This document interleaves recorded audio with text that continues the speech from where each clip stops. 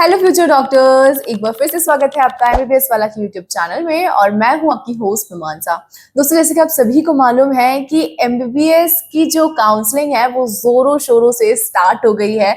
सबसे पहले एमसीसी ने अपना जो शेड्यूल है वो आउट किया, फिर साथ ही साथ स्टेट ने भी, और अभी भी कुछ स्टेट का जो रिजल्ट अलॉटमेंट है वो अभी बाकी है। और अब फाइनली AACCC ने भी अपना जो शेड्यूल है सारे राउंड का वो आउट कर दिया है। और अगर आपको कोई डाउट है तो प्लीज आप मेरी जो प्रीवियस वीडियो है AACCC के ऊपर आप वहां पे जाके देख सकते हैं। मैंने उसमें डिटेल में जो शेड्यूल है वो समझाया है, और अगर आपको उसके लिंक चाहिए तो मैं डिस्क्रिप्शन बॉक्स में आपको प्रोवाइड कर दूंगी, प्लस आई बटन में भी दिख रही होगी तो आप वहां से भी गो थ्रू कर सकते हैं। दोस्तों, अब वो फ्यूचर डॉक्टर्स भी खुश होंगे जो अपना करियर मॉडर्न आयुर्वेदा में बनाना चाहते हैं, क्योंकि मॉडर्न आयुर्वेदा आजकल बहुत ही ज्यादा ट्रेंड में है। और दोस्तों, जैसे कि आप सभी जानते हैं कि आफ्टर कोविड यानी कोरोना के बाद जितने भी नेचुरोपैथी और आयुर्वेदिक डॉक्टर्स हैं उनकी डिमांड बढ़ती जा रही है। और ये उन स्टूडेंट्स के लिए भी एक गोल्डन चांस है जिनका स्कोर कम है और वो अपने वरिड हैं कि इस साल हमारा एडमिशन होगा या नहीं, या फिर वो क्वालिफाइड है। तो दोस्तों, चिंता की बात नहीं है, क्योंकि आप आयुष कोर्स में भी अपना करियर जो है बना सकते हैं, और ये एक बेस्ट ऑप्शन है आपके लिए और डिमांडिंग करियर भी।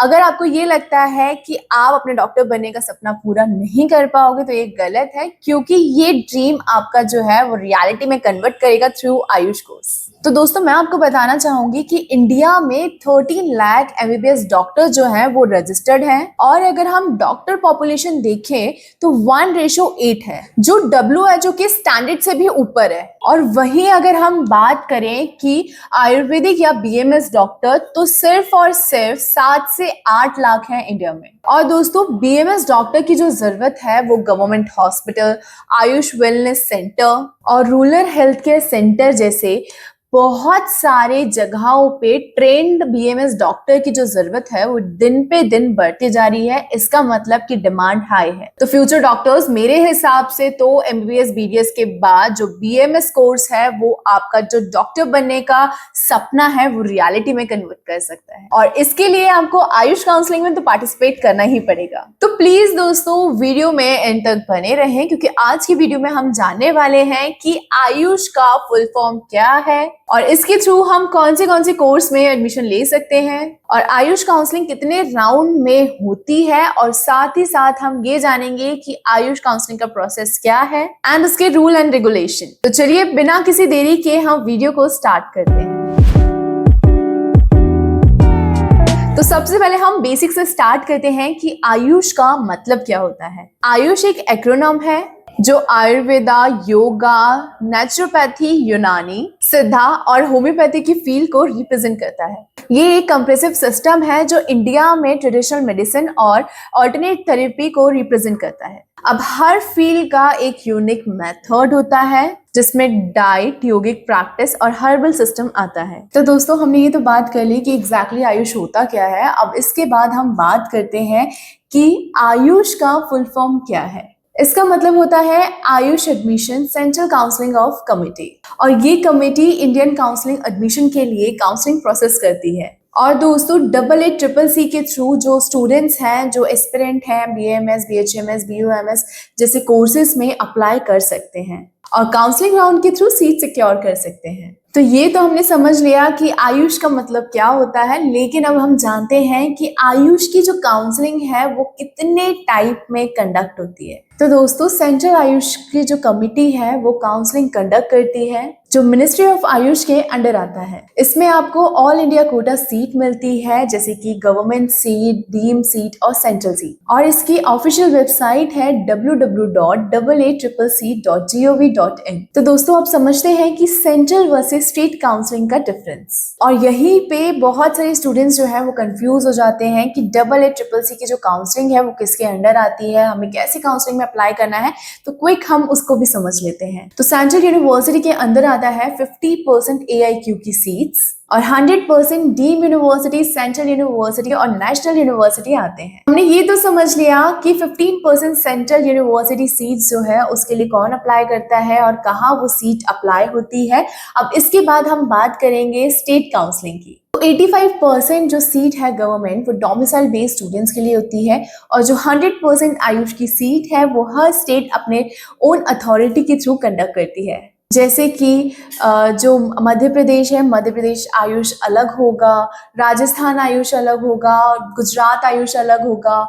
ये सारे स्टेट का जो आयुष है वो अलग अलग होता है स्टेट वाइज। अब इसमें कौन से कोर्स आते हैं वो भी हम देख लेते हैं। सबसे पहले हम बात करते हैं BAMS, bachelor of Ayush medicine and surgery. इसका ड्यूरेशन भी MBBS की तरह ही 5.5 का कहलाता है, क्योंकि 4.5 का तो जो कोर्स का ड्यूरेशन है वही रहेगा। 1 साल की इंटर्नशिप रहेगी। इस कोर्स में जो आपको है ट्रेडिशनल साइंस के बारे में बताया जाएगा कि यहाँ पर कैसे हम ट्रेडिशनल फॉलो करते हैं, कैसे मेडिसिन फॉलो करते हैं एंड फोकसली सारी चीज़ें बताई जाएंगी। उसके बाद हम BHMS कोर्स का फुल फॉर्म समझ लेते हैं। तो BHMS यानी कि bachelor of homeopathy medicine and surgery. Course भी 5.5 इयर्स का ही कहलाता है, क्योंकि 1 साल की इंटर्नशिप होती है इसमें। होम्योपैथी एक नेचुरल हीलिंग सिस्टम कहलाता है। इसके बाद हम बात करेंगे 3rd नंबर पर BOMS की, बैचलर ऑफ यूनानी मेडिसिन सर्जरी के बारे में। ये भी 5.5 ईयर का है और 1 ईयर की इंटर्नशिप है। इसके बाद है BSMS, बैचलर ऑफ सिद्धा मेडिसिन एंड सर्जरी। ये भी 5.5 ईयर का है, 1 ईयर की इसमें इंटर्नशिप होती है। लास्ट है BNYS, bachelor of naturopathy yogic science. ये कोर्स भी 5.5 इयर्स का होता है एंड 1 ईयर की इस पे इंटर्नशिप होती है। ये तो हमने जान लिया कि आयुष में कोर्स कौन से आते हैं, बट हमने इससे पहले जो बात की थी कि काउंसलिंग के बारे में, कि काउंसलिंग कितने लेवल पे कंडक्ट होती है, तो हम साथ ही साथ कवर भी कर लेते हैं कि आयुष में भी क्या MCC के तरह राउंड होते हैं। तो जी हाँ, यहाँ पर भी MCC में जो राउंड होते हैं, first round, second round, mop up round, stay vacancy round, as it is जो है आयुष में भी सेम राउंड होते हैं। तो चलिए वो भी डिस्कस कर लेते हैं। सबसे पहले हम बात कर लेते हैं कि ऑल इंडिया आयुष की काउंसलिंग में भी फर्स्ट राउंड, सेकेंड राउंड और मॉपअप राउंड होते हैं, लेकिन स्टे वैकेंसी राउंड डीम्ड और सेंट्रल यूनिवर्सिटी में होता है। अगर सीट कभी बच जाती है तो जो कैंडिडेट पार्टिसिपेट कर रहे हैं, जिनका एडमिशन नहीं हुआ, उनके स्कोर भी अच्छे हैं, तो उनको स्टे वैकेंसी राउंड में एक चांस मिलता है कि वो डीम्ड या सेंट्रल यूनिवर्सिटी में अपना एडमिशन ले सकते हैं। हमने सेंट्रल की तो बात कर ली, अब हम बात करते हैं स्टेट की, यानी स्टेट काउंसलिंग में भी first round, second round, third round और स्टे वैकेंसी राउंड होता है। और स्टे वैकेंसी राउंड तब तक चलता है जब तक सीट फुल ना हो जाए। ये ऑफलाइन होता है, डिपेंड करता है स्टेट के रूल के अकॉर्डिंग कि आपको वहां पे फिजिकली रिपोर्ट करना है या ऑनलाइन सबमिशन करना है। आप जिस भी स्टेट में पार्टिसिपेट करेंगे, आप वहां की आयुष की जो साइट है वहां पर आप जाके गो थ्रू कर सकते हैं। नोटिफिकेशन वहां पे टाइम पे अपडेट होता रहता है। अब इसमें सबसे इम्पोर्टेंट की एलिजिबिलिटी क्राइटेरिया क्या है। सबसे पहले आपको 12th पास होना है विद इंग्लिश PCB से, यानी physics, chemistry and biology. Minimum 50% marks होना चाहिए। अगर आप ST SC OBC कैटेगरी से बिलोंग करते हैं तो आपके लिए एलिजिबिलिटी क्राइटेरिया 40% पर भी रहेगा। और सबसे इम्पॉर्टेंट, नीट क्वालिफाई करना मैंडेटरी है। तो अगर आपने नीट का एग्जाम दिया है, आपके PCB में भी अच्छे मार्क्स हैं और आप पार्टिसिपेट करना चाहते हैं, तो आपके लिए एक बिग अपडेट है, क्योंकि स्केड्यूल, जैसे कि मैंने वीडियो के स्टार्टिंग में भी कहा था कि जो स्केड्यूल है वो आउट हो चुका है। तो आप मेरी प्रीवियस वीडियो में जाकर देख सकते हैं, मैंने वहां पर एक डीप एनालिसिस कर जो स्केड्यूल है वो समझाया था। तो सबसे इम्पॉर्टेंट बात हम बात कर लेते हैं रूल एंड रेगुलेशन की। तो दोस्तों, यहाँ पर जब रूल एंड रेगुलेशन की बात आती है तो सबसे इम्पॉर्टेंट पार्ट होता है काउंसलिंग का। जब बच्चे काउंसलिंग में गलती कर देते हैं, यानी कि फ्री एग्जिट, रेजिग्नेशन या अपग्रेडेशन। तो अपग्रेडेशन इज गुड। अगर आप अपग्रेडेशन के लिए जा रहे हो और आपको फर्स्ट राउंड में अगर सीट नहीं मिल रही है और सेकेंड राउंड के लिए आप अप्लाई करना चाह रहे हो या थर्ड राउंड के लिए आप अप्लाई करना चाह रहे हो, बट ये डिपेंड करता है जिस भी स्टेट में या सेंटर में आप काउंसलिंग में पार्टिसिपेट कर रहे हो तो वहाँ के रूल्स अलग हो जाते हैं, तो आपको वो फॉलो करते हुए ही अपग्रेडेशन के लिए जाना होगा। लेकिन ध्यान रहे कि ये तीनों चीज में स्टूडेंट्स काफी गलती करते हैं, तो हम डिटेल में इसको समझ लेते हैं। तो सबसे पहले हम बात करते हैं फ्री एग्जिट की। अब फ्री एग्जिट का मतलब ये होता है कि आप बिना पेनाल्टी के उस काउंसलिंग से आउट हो सकते हैं, मतलब बाहर निकल सकते हैं। मतलब कि अगर आपको राउंड 1 में सीट मिली है और आपको ये लगता है कि वो कॉलेज मेरे लिए अच्छा नहीं है, मुझे दूसरे अच्छे कॉलेज के लिए अप्लाई करना है, तो आप उस कॉलेज में रिपोर्ट ना करते हुए फ्री एग्जिट पर जाकर आप फ्री एग्जिट कर सकते हैं। सपोज आपको राउंड 1 में सीट मिली और आप उस सीट से खुश नहीं है, मतलब वो कॉलेज आपके पसंद का नहीं है और चाहते हैं कि नेक्स्ट कॉलेज में शायद आपको वो पसंद का कॉलेज जो आपके है वो मिल जाए, तो आप क्या कर सकते हैं कि फर्स्ट राउंड में रिपोर्ट ना करते हुए फ्री एग्जिट कर सकते हैं और यहाँ पर बिना पेनाल्टी और बिना फॉरफिट के जो आप हैं फ्री एग्जिट में अप्लाई कर सकते हैं। और इसका फायदा ये होता है कि आप राउंड 2 या मॉप अप राउंड में पार्टिसिपेट कर सकते हैं। पर ध्यान रहे कि ऑल इंडिया काउंसलिंग में जो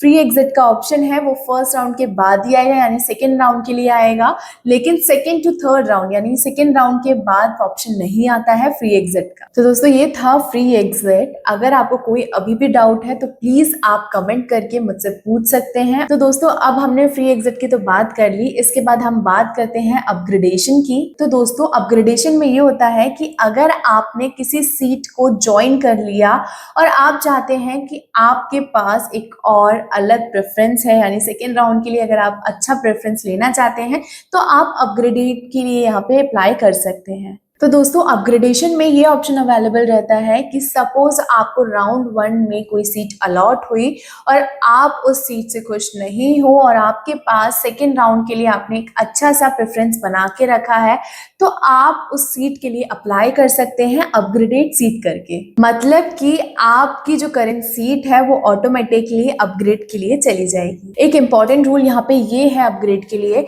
कि अगर आप अपग्रेड का ऑप्शन चूज करना चाहते हैं तो आपको पहले वाली सीट जो है वो ज्वाइन करनी पड़ेगी, अदरवाइज आप अपग्रेड के लिए एलिजिबल नहीं होंगे। अब थर्ड नंबर पे हम बात करते हैं रेजिग्नेशन का, जो कि काफी बच्चे हड़बड़ी में कर देते हैं और फिर बाद में उसका जो नुकसान होता है वो उन पर इफेक्ट करता है और उनकी काउंसलिंग में इफेक्ट करता है। तो चलिए रेजिग्नेशन भी समझ लेते हैं। तो दोस्तों जब आप अपना ऑफिशियली एडमिशन जो है, मतलब जो अलॉटेड कॉलेज है वहां से एडमिशन जब कैंसिल करते हैं, यानी कि आपने उस कॉलेज में सीट ज्वाइन तो कर ली थी लेकिन आपको उस सीट से रिजाइन करना है, वो सीट छोड़नी है, तो आपको उस सीट के लिए ऑफिशियली रेजिग्नेशन देना पड़ेगा।